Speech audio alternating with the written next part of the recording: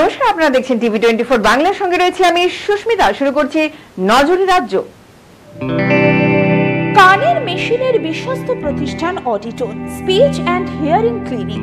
কানে শুনতে না পাওয়া বা শুনতে সমস্যা, তোতলা বা অস্পষ্ট কথা, জন্ম থেকে কথা বলতে না পারা, অল্প বুদ্ধি, কথা ও কানের যে কোনো সমস্যার সঠিক সমাধান অডিটন।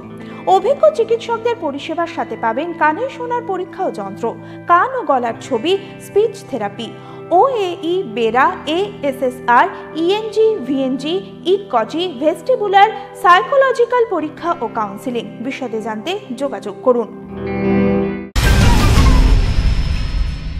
বৃষ্টি থামলেও মেট্রোপথে ঝরছে বাড়িধারা। উত্তর দক্ষিণ মেট্রোর সম্প্রসারিত অংশ মাটির উপরে থাকা একাধিক স্টেশন ছাড়াও নিউ কোরিয়া রুবি মেট্রোপথের সদ্য পরিষেবা শুরু হওয়া একাধিক স্টেশনের ছাদ থেকে জল পড়ার সমস্যা রয়েছে বলে অভিযোগ উঠেছে।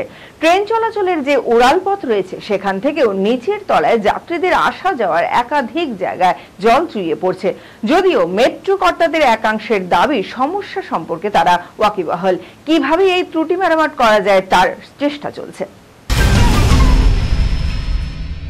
আচমকাই আকাশ থেকে বরফের চাই বাঁকুড়ার রাস্তায়, আতঙ্কিত গ্রামবাসীরা, চিন্তিত বিজ্ঞানীরাও। জমিতে কাজ করছিল কিছুজন কৃষক, আচমকাই বিকট শব্দ, দেখা যায় পড়ে রয়েছে বরফের চাই, মাটিতে পড়ে ভেঙে টুকরো টুকরো হয়ে গিয়েছে। এ নিয়ে চাঞ্চল্য বাঁকুড়ায়। ঘটনাটি ঘটেছে বাঁকুড়ার শিমলাপালে। হঠাৎ বিকট শো শো শব্দে চাইটি পড়ে স্থানীয়রা পালিয়ে যায়।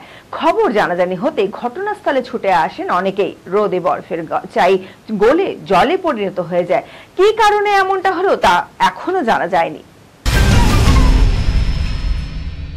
দম ফেলা দেয় মহালয়ার আগে কেনাকাটার চেনা ছন্দের শহর। বিকেল গড়াতে না গড়াতেই দোকানে দোকানে ভিড় বেড়ে জনপ্লাবনের চেহারা। কেনাকাটার ব্যাগ হাতে চলল আশেপাশের মণ্ডপ দর্শনও। সব মিলিয়ে চেনা ভিড়ের দেখা মিলল শহরের বাজারগুলিতে। ব্যতিক্রম হলো না শহরের শপিং মলগুলিতেও। পুজোর এক মাস আগে শহরে অধিকাংশ বাজারেই কার্যত মাছই তাড়াচ্ছিলেন দোকানিরা, কিন্তু এখন নিজের ছন্দে ফিরেছে শহর। রাজ চক্রবর্তীর হাত ধরে নতুন শুরু উষসীর। ছোট পর্দা সিরিজের পর এবার বড় পর্দায় তার কাছে কোনো মাধ্যমই ছোট নয়। বিশেষ করে ছোট পর্দা তো নয়, যখন তিনি একের পর এক সিরিজ করছেন তখনই জানিয়েছেন উষসীরা, যাকে পর্দায় শেষ দেখা গিয়েছে ধারাবাহিক কাদম্বিনীতে। এবার রাজ চক্রবর্তীর হাত ধরে আবারও পর্দায় ফিরতে চলেছেন তিনি, রাজ চক্রবর্তীর পরিচালিত গোধূলি আলাপের হাত ধরে। আজকের মতো নজরে রাজ্য এখানেই শেষ করছি। নমস্কার।